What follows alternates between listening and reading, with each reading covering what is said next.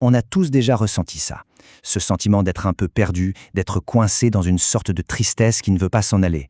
C'est une expérience, c'est une expérience profondément humaine. Mais et si je vous disais qu'il y a une distinction, toute petite, presque invisible, qui pourrait vraiment tout changer? Alors voilà, c'est exactement la question qu'on va creuser ensemble. Pourquoi est-ce qu'on se sent coincé comme ça? On va s'appuyer sur une idée vraiment puissante, une idée qu'on retrouve chez des penseurs comme le psychiatre Christophe André, et qui pourrait bien changer notre regard sur les épreuves de la vie. D'abord, le point de départ, il est super important. C'est de se dire que ressentir de la douleur, c'est normal. C'est même une réaction saine, une réaction naturelle face à ce que la vie nous envoie. Personne, mais alors personne n'y échappe. On parle de quoi concrètement?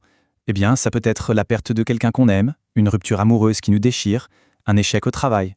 Bref, tous ces moments qui, oui, font mal. C'est un fait. Et c'est important de le dire. Cette douleur, tout le monde la connaît.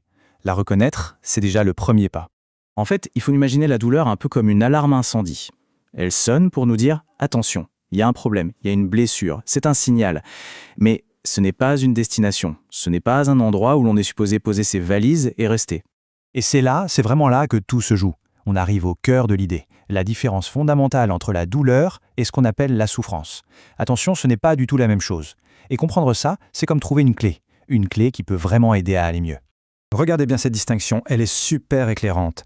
D'un côté, la douleur, elle, est inévitable. C'est la claque, la piqûre de départ. Et de l'autre, la souffrance. Et là, on dit qu'elle est optionnelle. Optionnelle? Comment ça? Eh bien, parce qu'elle ne vient pas de l'événement en soi, mais de la façon dont on résiste à cet événement. La douleur, c'est la réaction naturelle. La souffrance, c'est tout le processus qu'on met en place après. Alors, pour être bien clair, la souffrance, c'est quoi? Dans ce contexte, c'est toute cette détresse, toute cette énergie qu'on dépense à se battre contre la douleur. C'est cette petite voix qui dit « Non, je ne veux pas ressentir ça, ça ne devrait pas arriver ». C'est cette lutte-là. La douleur est un fait. La souffrance est notre réaction à ce fait. Voilà. Cette phrase résume tout. La douleur, elle est là, c'est objectif. Mais toute cette couche qu'on rajoute par-dessus, les ruminations, l'angoisse, le scénario catastrophe, tout ça, c'est notre réaction. Et la bonne nouvelle, c'est que sur notre réaction, on a un pouvoir.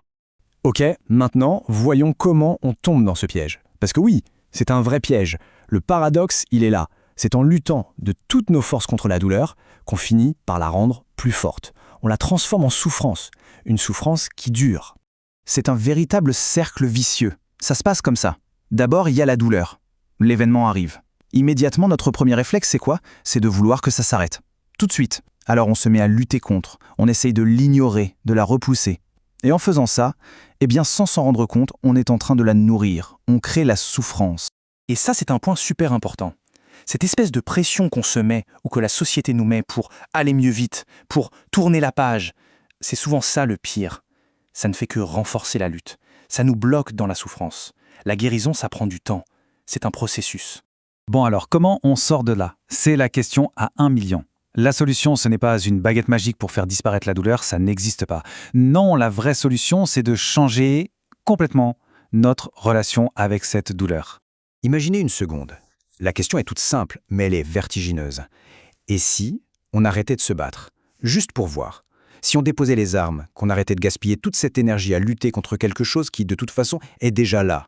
C'est ça, l'alternative. Au lieu de résister, on change de perspective. On essaye d'accepter que la douleur est là, oui, mais sans la laisser prendre toute la place, sans la laisser nous définir ou nous dévorer de l'intérieur. Mais concrètement, ça ressemble à quoi? Eh bien, ça veut dire reconnaître que la douleur est là, sans se juger pour ça. Juste l'observer, avec une sorte de curiosité au lieu de la combattre. Se dire simplement « Ok, la tristesse est là, je la sens ». Et juste la laisser être là. Lui permettre d'exister en se rappelant que c'est temporaire. C'est comme un gros nuage gris dans le ciel, il finira par passer, il passe toujours. Et quand on commence à adopter cette nouvelle attitude, il se passe quelque chose d'assez incroyable. On découvre une nouvelle forme de liberté. La liberté tout simplement de ne plus être l'esclave de notre propre combat intérieur. S'il y a une seule phrase à retenir de tout ça, c'est celle-ci.